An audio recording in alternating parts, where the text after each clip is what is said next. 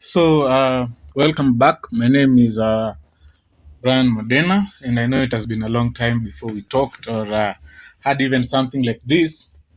But this video is made under East Academia, but it is specifically directed to WriteALL academics. And in this video, we are really just going to have some talks.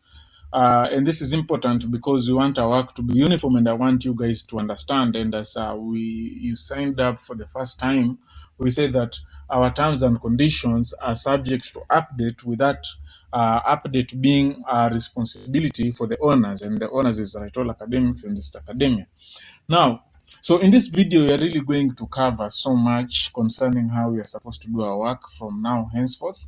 Of course, there are various changes, but all these changes are going to be communicated to you so that you all understand what is going to happen and how it's going to affect you as a writer, and to have your expectations and how you are going to do things properly. So for me, I really must say that this update is not a bad thing. Plus, it's a thing that is going to, this video is going to make you clarify some of the questions that were not covered initially, and understand how we are going to work together.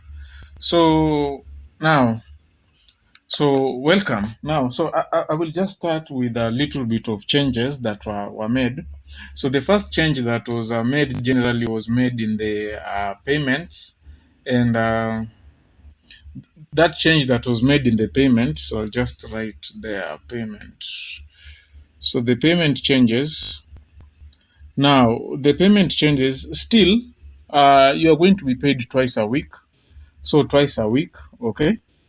No, not twice a week, twice a month. Okay, let me just write that. Sorry about that confusion. Huh? So twice a week. And now the date is what has been reviewed. So the payment is going to be done on 18th, and the other payment is going to be done by 4th. So these are the two dates that the latest dates that the payment is going to be done. So if your payment is going to be processed earlier, there's no problem with that, okay? But this will be the last date. So any invoice that is dated, let's say initially we used to pay on 14th and 28th on this date. So now you can see there are some days that have been added from here to here, isn't it? No, from here, from 14 to 18, those are 4 more days. And usually this is the reason, okay, this is what happens when people get a different account, okay? Because let me just show you some structure. You see, WriteALL academics, I know you guys, you know WriteALL academics and you know East Academia. East Academia, though, is for training and classes, huh? But WriteALL academics acts with those known as one-off, or rather one-time orders, short orders, okay? Most people know them with that word, short orders. So WriteALL academics has various managers, okay? So we have managers here, people managing accounts, and there are many, okay? So these managers being many, each of these managers, they handle accounts, okay? And personally, I'm also I'm privileged to be one of the managers here, and I handle an account, okay? And this account that I'm handling, I have writers who work under me. Same thing here, another manager has writers working under them. That way and that way and that way, and the list of these accounts is many, okay? But we usually do things in such a way that these accounts are usually uniform, okay? So any order that is going to be done by, let's say, a person A, okay, I'll just give myself B because my name is Brian. So let's say me, I'm B, and then C and D, okay? So any order that will be completed by person A is also going to be similar with an order that is going to be submitted by person B, okay, by account B. So these accounts have different names, okay? Orion, Lollipop, Apple, whatever the account name, that one is not an issue. So usually when writers come and are joined and they apply and they're accepted into WriteALL academics, they are given a status known as new writer. Now, this status new writer is one of the limiting status other than probation, because writers are also given probation. But now, okay, let me just talk about that new writer status. So, new writer status, you can only work to someone with a manager who is under you. Okay, so in this case, me, it's Brian. Okay, so I was working with several guys here, 5 people. Okay, so these 5 people that I was working with, I am supposed to work with them until a certain writer completes a certain number of orders. And when I'm satisfied that this person has met the qualities that are required, that's when this writer can be taken to these other accounts or work with other managers. Okay, so for me, I'll just satisfy that this person is okay and is good and everything and all that, and then now you are going to be able to work with any other account, and there's an advantage for that. Now, once you have that ability of working with any of these accounts, you change your status, changes from new writer to uh writer. Now you become a writer, now general writer now, but in essence you are an expert writer. Okay, so in this case you can take an order from A, B, C, D and everything, or any other account that comes, and you are going to be given priority. Should any orders be received, you are always going to have a priority.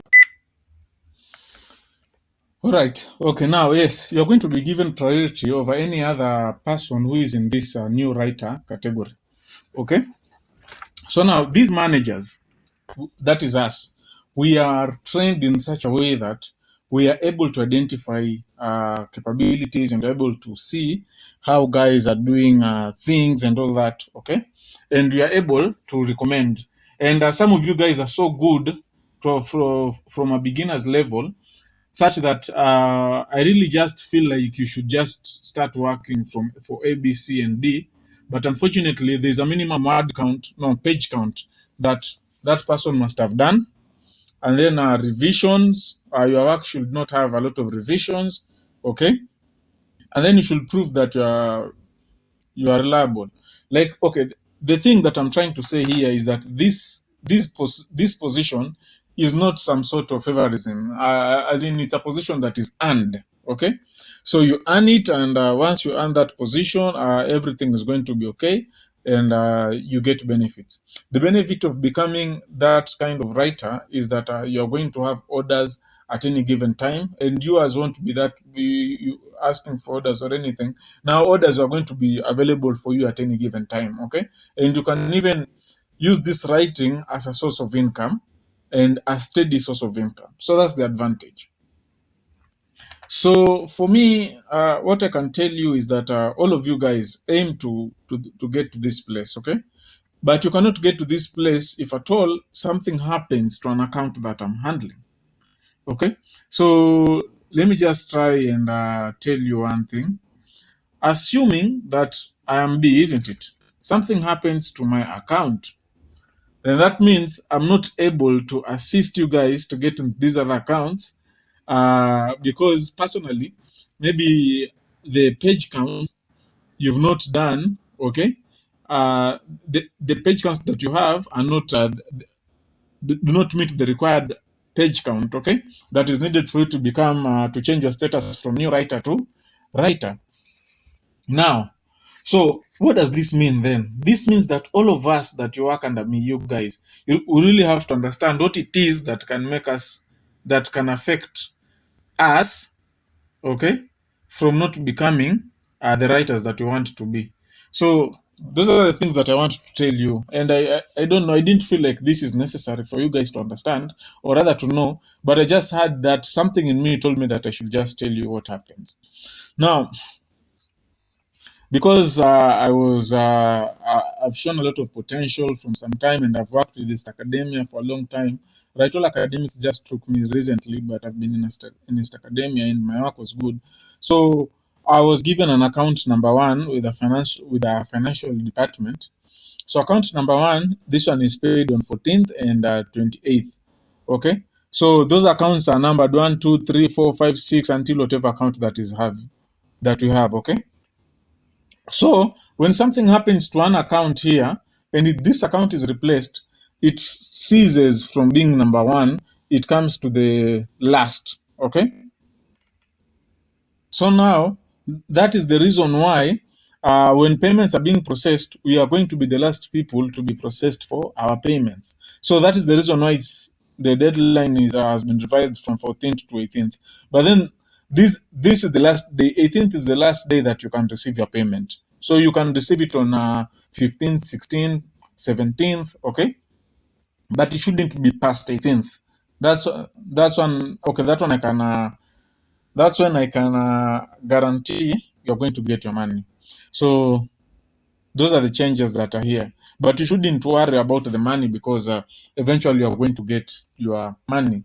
And the billing period, the orders that you're going to be putting on your invoice should be only up to 14th and 28th. So this does not mean that now that the payment has been changed to 18th, that you're going to be paid for an order that was done on 18th. No, the billing period or the invoice period is still the same, 14th and 28th. Okay, so supposing you did an order on 15th, that means you will not include that order invoice, the order that you'll do on 15th, on 16th, on 17th, on the 18th. Now we'll move to the next payment period. So I just hope I'm clear on this. And if I'm not clear, just seek clarification because I am here to assist you guys, okay, and provide you support so that you understand and and you have an amicable time or an easy time when you are doing this writing. Now, let me just add something here. When you change to a writer status, now your invoice is going to be a little bit okay. The structure of your invoice is going to change, but now that is for a later time. Okay, I will tell you how you're going to change, and there's a video that really talks about how these changes are taking place, because you will have to indicate where the order is coming from, like if it's coming from Orion account or if it's coming from Lollipop or it's coming from Apple. Okay, so those changes in the invoice will be communicated, so that one should not worry you at the moment. So let's go to accounts rules. Okay, so I've talked about the payment being revised and everything, and that. Now I will talk about now rules, and particularly I don't have any order on how I'm going to talk about these things, so that one should not be an issue. And I'm going to attach a document. I'll give you guys some document. If you want to go through those rules that I've talked about here, you can go through the documents, okay? But I think video and talking and all that, I think is easier. And I thought maybe like doing this video is easier or is even better because you can always reference it, okay? From YouTube to check and understand things and all that, blah, blah, blah, okay? Unlike unlike a Zoom meeting, I don't think if we had a Zoom meeting, we could cover all these things in a single sitting. Okay, and plus I understand when it comes to a Zoom meeting, some people have poor connection, some people have whatever. So for you guys to get harmoniously the same thing, we just found it fit that we sit down and come up with some content to address in a video, put it in the same video, then distribute the link to everyone that you guys can watch at any time and understand it. Okay, so now I will talk about the page count. Let me just talk of the page count. Remember, these are updated rules, so any rules that I put here, these are the ones that you're going to work with from now henceforth. So I will talk about the page count. Okay, now page count, usually when it's double spaced, now be careful here, when it's double spaced, the page count is one page, just right there. One page is 300 words. Okay.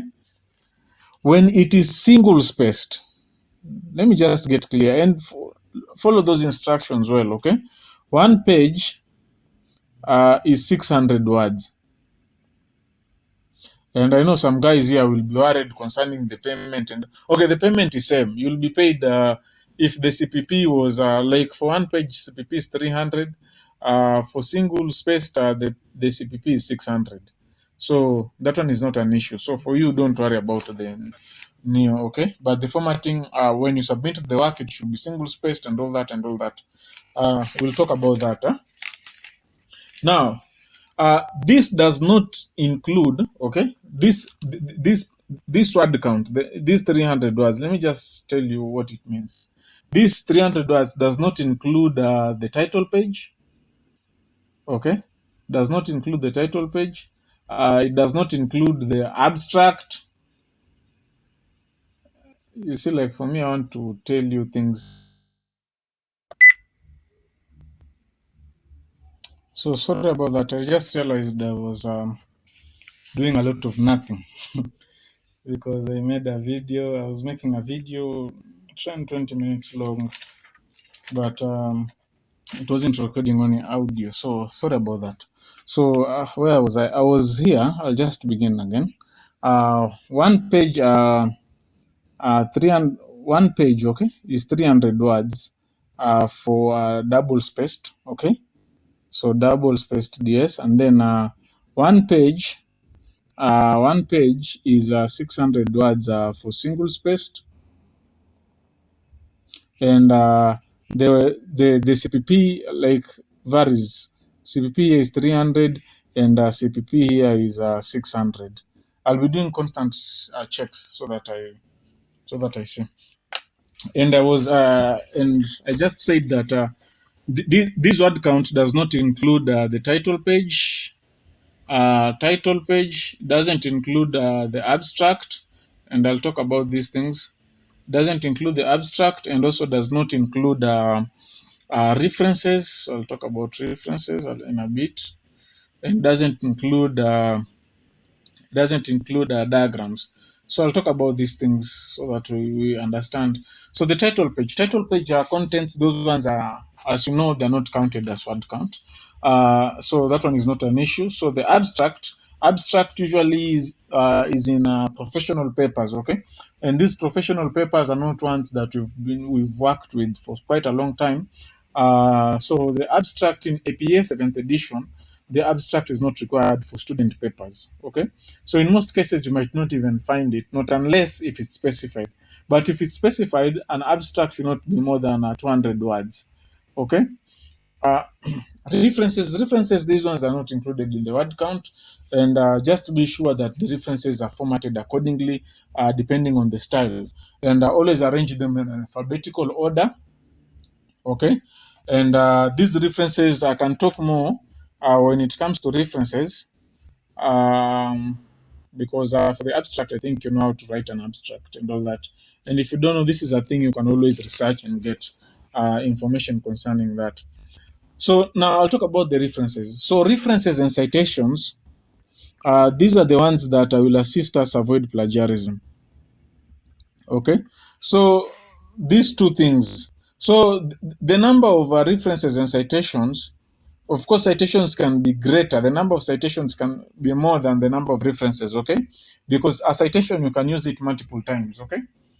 You can use, let's say, David et al., put it here, put it there, put it there, put it there, put there, and all these David et al.'s just give influence to one reference entry in your reference list, okay?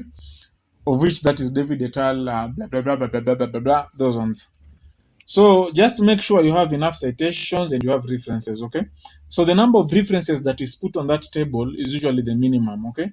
So having more references is not an issue and it's highly encouraged, okay? If you put less references, there are fines that we incur when you submit those orders, okay? So if you're told to put 4 references and you put 3, we end up getting fined, okay? And we'll be getting losses. So it doesn't mean even if they just see that we've not followed instructions on the number of references, we are fined for that. Okay, so please let us just avoid those issues, as usually they usually result in very unpleasant situations. All right. So okay, so that is the number of references that is there, and I will talk another thing. I'm just going to talk about something else that you can use, you guys. So there's a rule of thumb. Rule of thumbs basically is So what I'm supposed to talk about is references and diagrams, so that I don't forget. Okay, so rule of thumb is basically a rule or whatever governs. So if you have a 100 word paper, just be sure to have one reference. If you have a 200 word paper, just be sure to have two. If you have a 100 word paper, how many references will be there? So 15 and all that. So this is a rule of thumb, okay? Rule of thumb meaning that it is not a must you follow it. But if in cases that you want to, or nothing is specified, you can use it for for putting your references, okay? And if you do not put citations and references, that also constitutes plagiarism. So plagiarism is not about Turnitin uh, highlighting your text and telling you that this is where it was obtained from. I don't know what. No, that is not the only plagiarism that you're dealing with. So if you don't put citations and references, that also constitutes plagiarism. So that's what I'm saying. For me, any direct quote, be sure you cite it, and any paraphrased information, be sure to cite it. Or in other words, I'll just say any source that you use, cite it. Okay, there is no harm in oversighting something. Okay, if you have a lot of references, it just makes your paper look more credible. It commands authority. Okay, it looks like you're serious and all those things. So put a lot of references. Okay, and not at any given time should you have less references than the paper has required. So now when it comes to diagrams, I said diagrams do not count in when it comes to word count, because at some point there was a guy who told me when I was training them. uh, I told him to write 9 pages, and he wrote a paper with 300 words. Okay, and the rest of the paper was just images. Okay, was just images. When you count the physical pages that this guy has submitted, it was 9 pages. But this was a wrong interpretation. This one, it was a wrong interpretation. Why? Whatever is counted as a page is a 300 words. So it doesn't matter even if you have 15,000 images and you have 300 words, that is only one page. It doesn't matter the number of physical pages that are there. Okay? So this is one point that I really want to clarify. So one page is 300 words, not the number of images that we're using or tables or whatever. Those ones do not count completely when it comes to calculating the number of pages. The other thing I'm going to talk about is the PowerPoint. So I'll talk about PPTs. So when it comes to PowerPoint, one page in PowerPoint is 120 words. One slide, okay? 120 words. This one is when it's only the situation when no speaker notes are required. So no speaker notes are required. But one page is 300 words when speaker notes are required. Okay, so what is the difference? Okay, so when speaker notes are not required, make sure that slide has 120 words, okay, for it to be called a page or a slide. And the CPP for this one is usually lower as compared to the other one. Okay, but when you are supposed to have speaker notes, make sure the slide has 120 and the speaker notes are thus 180, so that when you add the speaker notes and the slides, you have a total of 300 words, and this one is going to be paid at a CPP that is normal to the normal orders. Okay, so I just wanted to clarify that so that we can avoid confusion. All right. So your PowerPoint should also have graphics like images. They should be appealing, and also the theme that you're going to use, or rather the color. So if you're doing about Gucci Instagram, make sure you have those Gucci colors and something like that. Just do them well, and everything is going to be okay. So after that, I'm going to talk about. Let me just talk about a little bit about writing and how guys are expected to write, so that we avoid confusion. Let me check my sound check a little bit before we proceed, so that I should not do a lot of nothing like what I did the other time. Check sound check. All right, so it's okay. So well, I can proceed now to where I left. So now I'm talking about writing. So when it comes to writing, there are things that I really want to address here. Number one, the number of sentences length, the sentence length. Okay, it should not be too long or rather too short. Okay, your sentence should be able to should be able to express or address a complete idea. And for me, uh, any sentence that does not convey a meaning or rather is meaningless, that sentence is useless and so don't use a lot of sentences for just for the sake of putting word count and everything.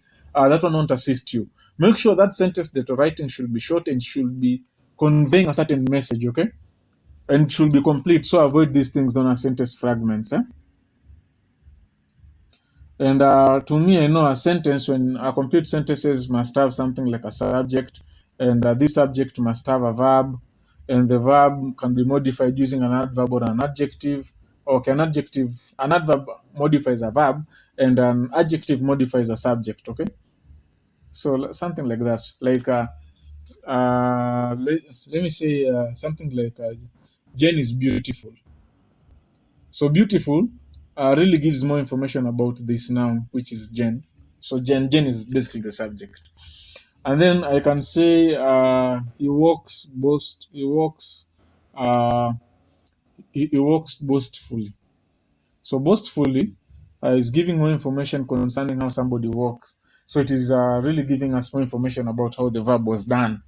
Okay, or rather how the action was done. Let me not use that verb was done. How an action was done, isn't it? And in that case, it's an adverb. So we need sentences that can be complete, okay, and they should be expressed they should be meaningful sentences, okay. So avoid writing sentences, putting sentences, or not answering the prompt and everything. But I'm going to talk about everything in this video. It might be long, but it will assist you. All right, and then another thing. So sentences that you write, they should be around 15 or to 20 words. And 15 to 20 words, that's the average. It really does not mean you have to stick to it, but when they're too long, you can easily confuse a reader.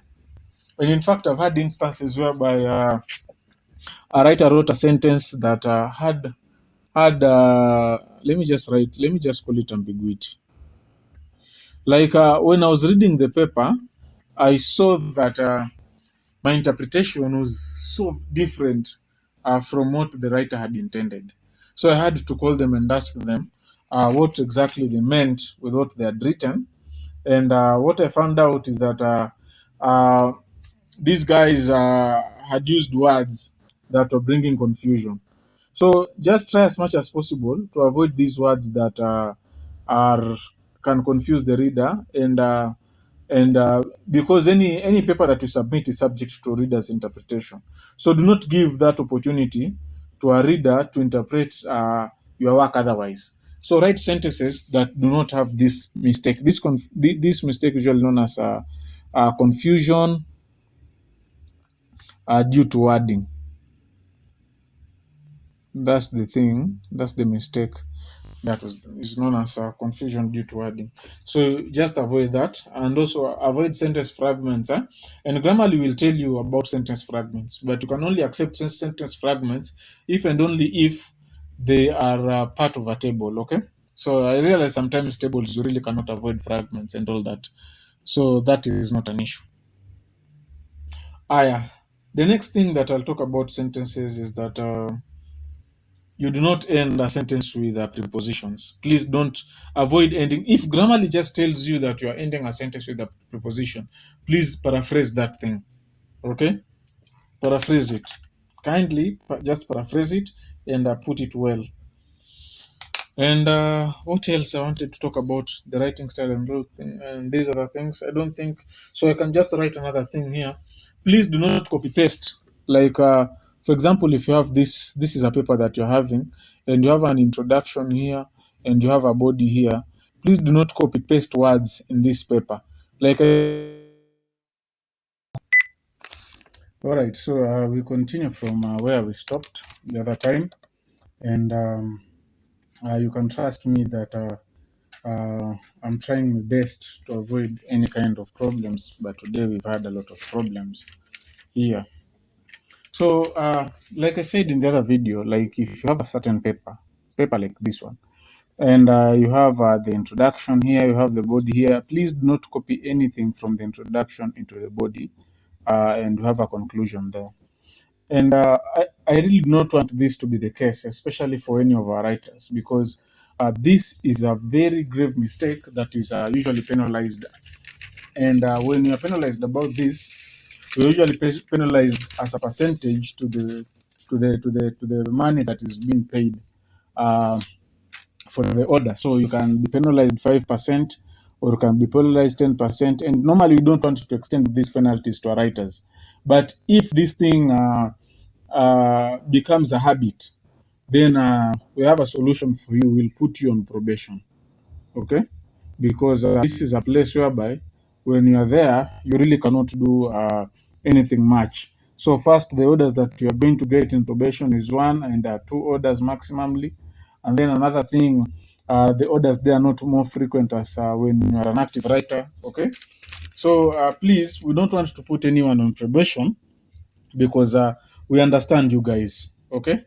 So I've had these situations before, but for me, since I've stated it here clearly, I wouldn't want to see it from any one of you. All right. So I will go now. Next, I'll talk about the sentence length. So, as usual, I will say that, and I've insisted, and some of you already have received some review reports. And if you are people who usually look at those review reports, you'll know that we've been insisting that the sentence length should be around 15 to 20 words. And we have reasons why it should be 15 to 20 words. Like, we need you to be, to communicate yourself, to communicate in a precise way, and one that avoids repetition. So don't write sentences that are rather unnecessary, or rather word fillers. Okay. So just communicate well. Avoid things like very. Avoid things like beginning the sentence with so. Okay. And then avoid beginning the sentence with this or there. Okay, unless it is very necessary. So I'm saying this so that you understand what I'm doing. Okay, or what I'm saying. So 15 to 20 words, that one is very sufficient. And in fact, grammarly, Grammarly can easily assist you to check the average number of sentences, that the average number of words per sentence that you're having if you generate a Grammarly report. And with saying this, that would mean that you should be able to submit your work with Turnitin report and a Grammarly report. So Turnitin report and a Grammarly report. Sorry about that. So 15 to 20 words is so sufficient for you to express an idea that is rather complete. Okay. So avoid sentence fragments, as I said earlier. So these sentence fragments, unless these are table entries, because I understand that some table entries really have to be just sentence fragment. Okay. All right. So another thing that I'll talk about sentences and all that is this aspect of tautology. Some of you know what tautology is. Some of you knew, forgotten because of that time. Okay. So just for the sake of reminding you guys, I'll say what tautology is. So what tautology is basically, tautology is unnecessary repetition. Okay. Unnecessary repetition, and I'm going to give you instances. Like if somebody says repeat again. Okay. Repeat again.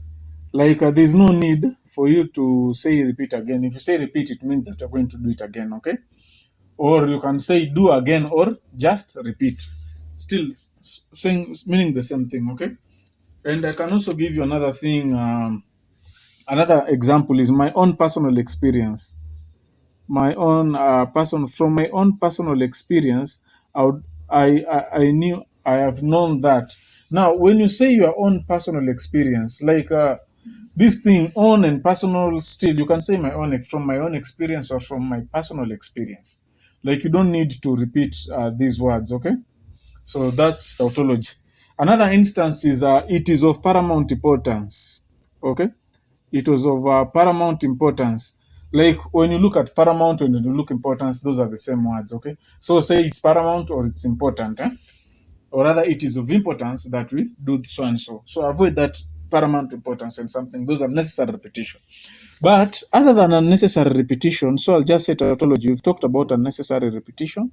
And another tautology that we usually address is using a word repeatedly in one sentence, in a single sentence. So repeated use of words, repeated use of words in a sentence, okay? So you should not use the same word two times or more than two times in a single sentence, okay? So just try to employ this aspect known as elegant variation. So I'll talk about elegant variation. So elegant variation is a good aspect for you to avoid tautology that comes as for using more than once the same word, okay? And I'm going to give an example. Like somebody writes, the writer, let me just write here. The writer was required to write an article, was required, okay, to write an article. Now, what is wrong with this sentence? Okay, if you look at it from from generally, if you look at it, you see there's no issue with it. Okay, it communicates, does everything, but this sentence really has some instance of tautology. Okay, why? Because why do you have to use writer and write? Okay, so how do you avoid this? Now, that's where we come back to this aspect known as elegant variation. And what is elegant variation? You just use synonyms, okay, to replace those words that you feel like they are repeated, okay. Now, how can you employ elegant variation in this situation? Now, in this situation, I'm going to demonstrate so that even you, when you are told to avoid tautology, you avoid it. And even when you are reviewing your work, you are proofreading your work, make sure you remove any instance of this tautology. There's a video that is made in East Academia for you to guide you on how to review your work, okay? And I'm going to give you also a distinction between reviewing and proofreading your work. So for you guys, since you're the people who are writing it, what you do, you guys, is proofreading. And then for me, or for any other person who will look at your order before they upload it, those people are reviewing your work. And I'll tell you the difference. Let me just finish demonstrating this. So elegant variation. So how are we going to employ elegant variation to reduce tautology in this case? So you cannot say the writer was required to write an article. Instead, we can say the author, okay, the author was required to write an article. Or if you want to maintain that word writer, we can say the writer was required to submit an article, okay? Just to avoid that repetition, blah, blah, blah, blah, okay? And I don't have another example that I can give you, but when I review, I usually see, but we'll see. I'll go through some review reports with you so that you see, and to guide you what to do when you get a review report. So do not use a word more than once in the same sentence, and employ elegant variation. Okay, so I guess that one really helps you in understanding what you are supposed to do.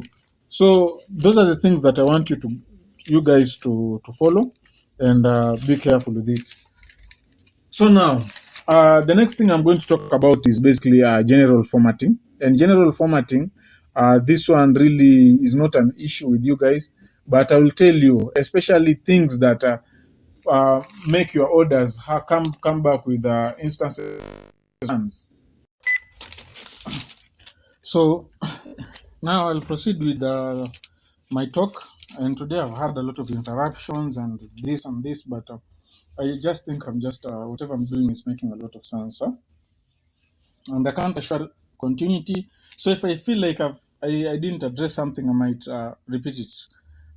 I usually prefer repetition than omission. So that is the reason why I find repetition is a good way. Now, on general formatting, what I want to address when it comes to general formatting basically is something with samples, okay? So we shall provide you with samples that are updated, okay? So these samples that I'll provide are is APA 6 and 7, and I'm going to provide MLA, and I'm going to provide Harvard, because these are the citation styles that I will expect us to be using. But you can be sure 90% of the orders are APA, 8% are MLA, and then the rest Harvard. Of course, the other citation styles, but I wouldn't want us to go into them, including Scholar, including Chicago, Tarabian, because those styles, some of them even have footnotes. And I really don't find it necessary to uh, to look into those styles. So, and I think for you also, you are well versed with AP and MLA. Now, for this for each of these samples, APA 7, APA 6, MLA, and Harvard, there is a short video that was made by Academia introducing these latest citation samples, and basically they're just going to talk about the templates, okay? Templates that are going to be provided with. So at any given point, be sure to use the template that is provided by us, the one that will give you, okay? And do not change anything. And the things that you are going to check mostly is the spacing, okay? And another thing that I'm going to check, other than spacing, is another change that is going to be there, because now initially we used 3 lines downwards, but now we are using 4 lines. So that's an update. So now we are using 4 lines. And then the spacing is 4 now. And then the other one is the use of ampersands, these signs. Like if the templates for APA that I've provided you have this ampersand and author's name, something of that kind, author name, please just provide it the way it is. Okay? If the template that I've given is author's name, just use author's name with that apostrophe to show possession, okay? And do not leave out these ampersands. These are things, these signs, these ones, okay? Just take them the way it is, and everyone should use them so that we have that uniformity. Okay? Yeah. And that uniformity is important because whether whoever will deliver that work, nobody can tell the difference on who has delivered that work and all that thing. So, all academic standards are going to be uniform, okay? And I'm going to tell us more so that we even have more uniformity. All right. So if you're not told the edition to use the latest edition. In APA now, the latest edition is APA 7. So APA 7 will be used at any given point, and it will be based on the template that you're going to provide. MLA 8, currently we have MLA 9. So MLA 9, that is the latest, and the template that I'm going to provide you is MLA 9.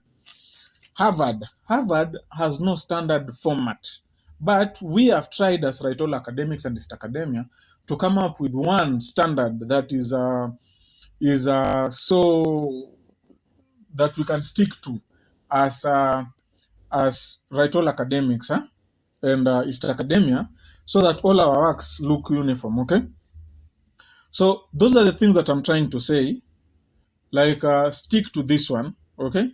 Including if now, okay, at some point I was talking about these styles, and I talked about the formatting and the references, okay?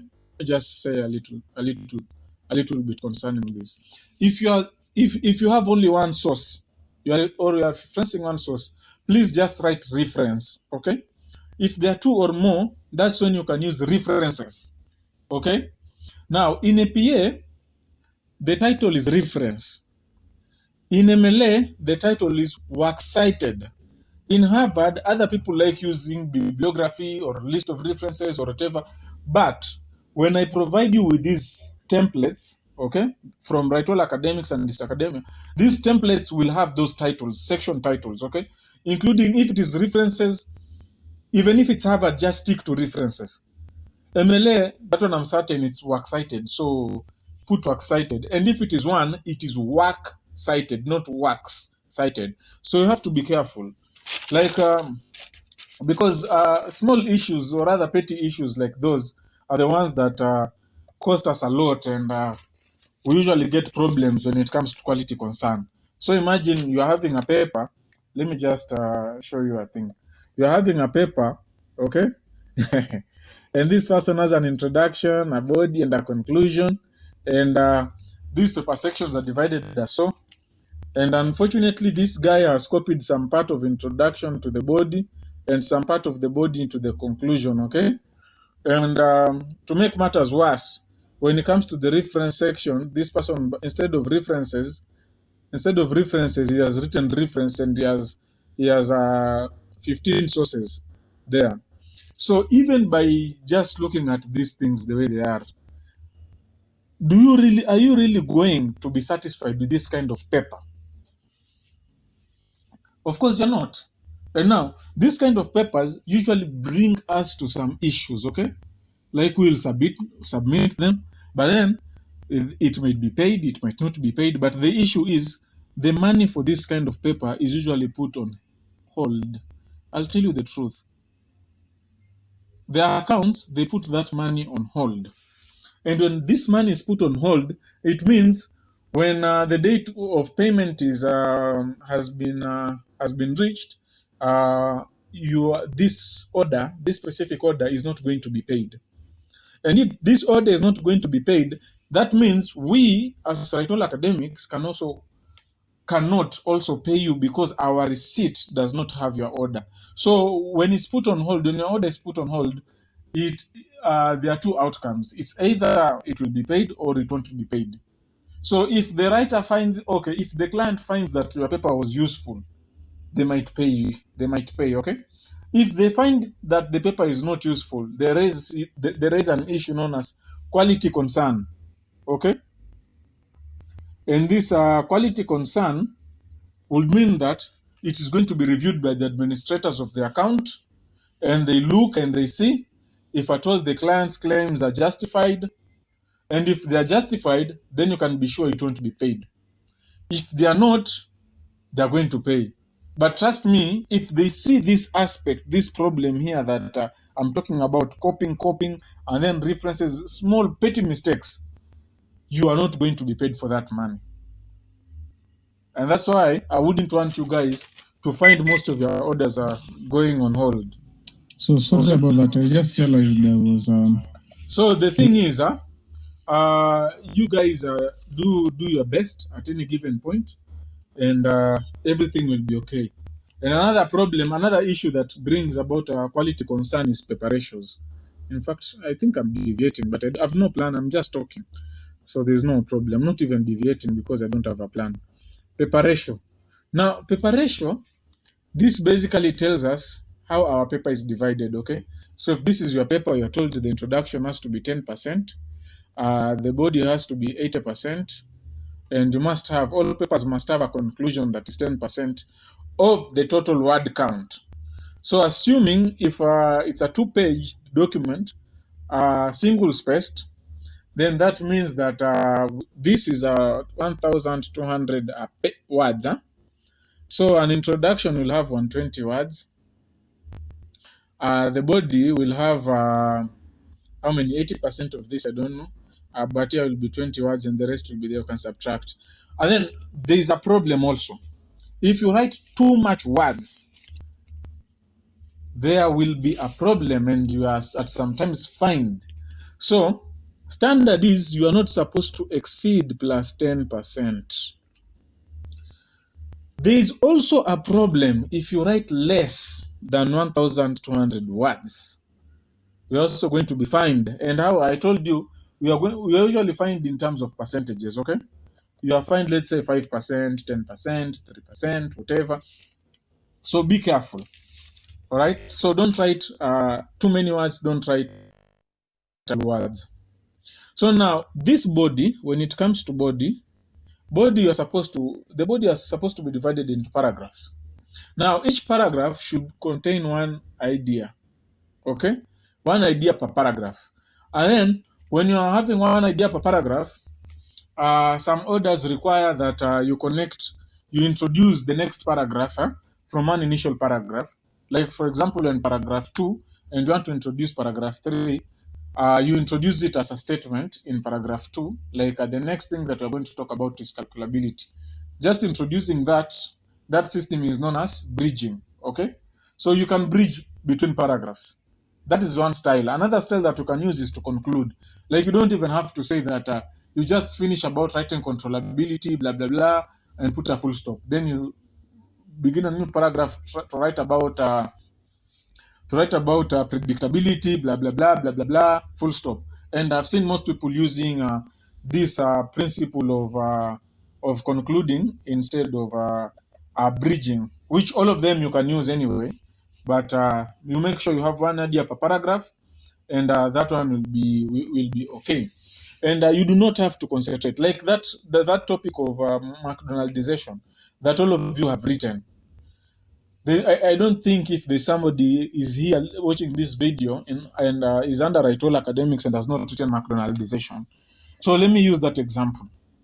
Now, that topic of McDonaldization has 4 tenets: the controllability, the controllability, the predictability, and then there's another one that was efficiency, isn't it? So efficiency, and the other one is calculability.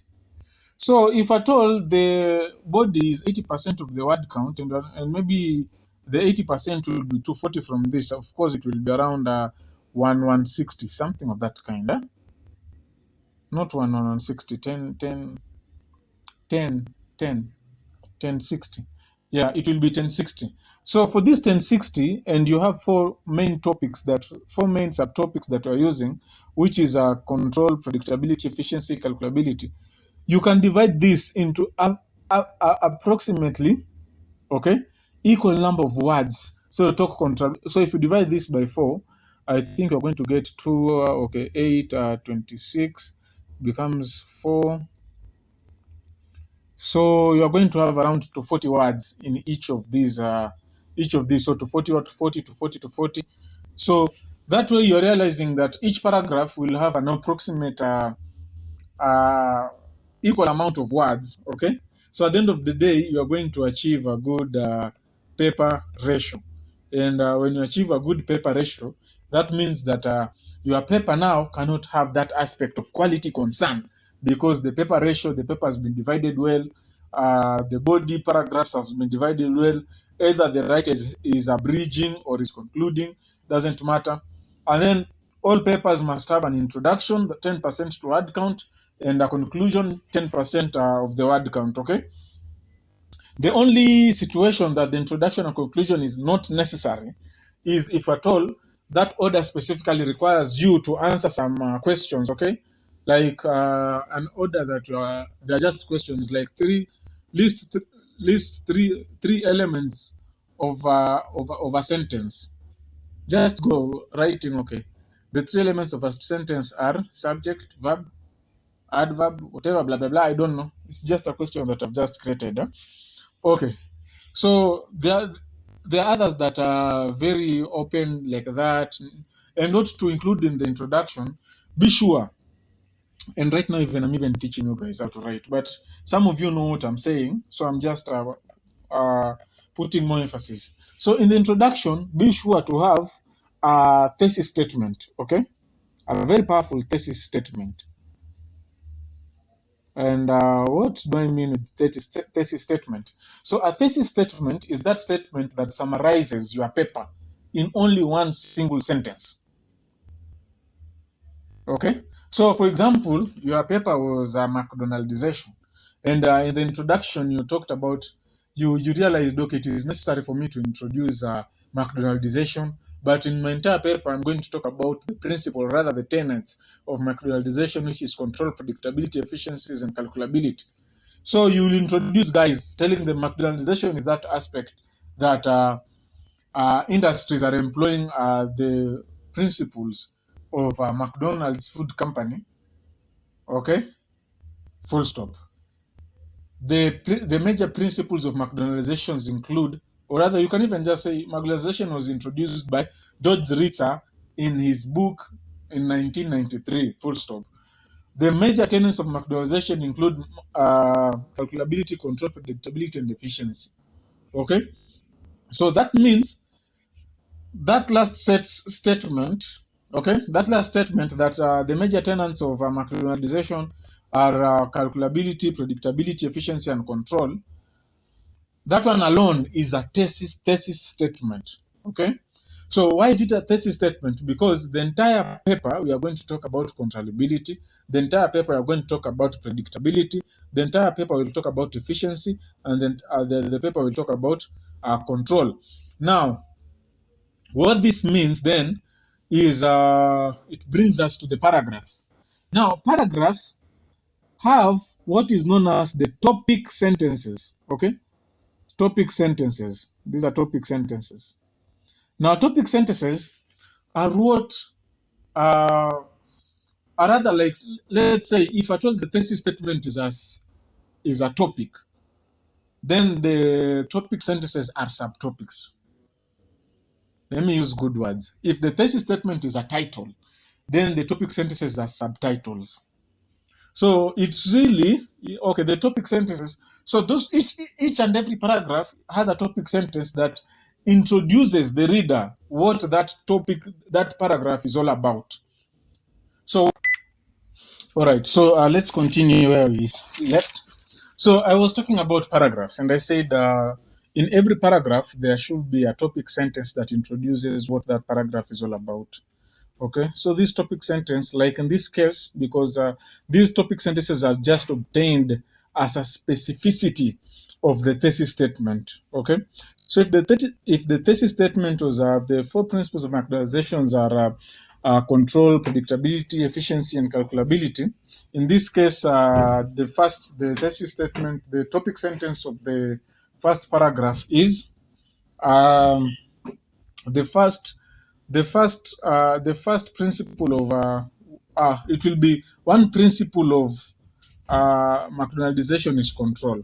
Full stop. Control refers to the ability of dash dash dash. That one already okay. That first statement and everything, that is a topic sentence, and then the other one is just elaborating the topic sentence further and explaining what control is, how it's achieved, and all that, and its advantages or its disadvantages. So basically, it's that way. Then you go to the next paragraph that way, third paragraph that way, second paragraph that way. Each topic sentence idea approximately one word count. Don't write a lot about predictability because you have a lot of words on predictability, and then you minimize control to be like 30 words to minimize. So that's what I'm talking of. Paper ratios, like your paper does not have good ratios, and definitely your work is going to be put on hold. Conclusion, just summarize. Just summarize the entire paper into a conclusion, which is going to be about 10% of the word count. Now, I said do not write less words. At any given point, do not have that up minus 10%. You can just forget about it. Okay? Just have plus 10%. Okay? And and do not go too much far from plus 10%. Otherwise, you are going to be penalized as well. So general formatting, there was general formatting in PA, Malay, and 9 and Harvard. And I said these are student papers nowadays, they don't really require an abstract, but if you're told to have an abstract, you are going to check on them. And so just stick to the templates that you are using here. And the only thing that should make you deviate from that template is a template provided by the customer or the client. So any formatting errors that you guys have usually result to us being penalized, and we are penalized in terms of percentages. So that's why I wanted you guys to know what exactly is happening. So we're usually penalized in terms of percentages, and I really don't think if it is proper for us to be penalized, and you guys are there, and we can work together properly. So yeah, so use the templates provided by the client, and if the client have not provided any templates, use ours. So from these templates, I talked about the updates, like the ampersands, do not leave them out. The spacing, I talked about that one, and any other thing. So use the latest edition, that one I talked about. So I'll provide you guys with the manuals, style manuals. So these style manuals will really provide you some guidance and to how you're supposed to do things.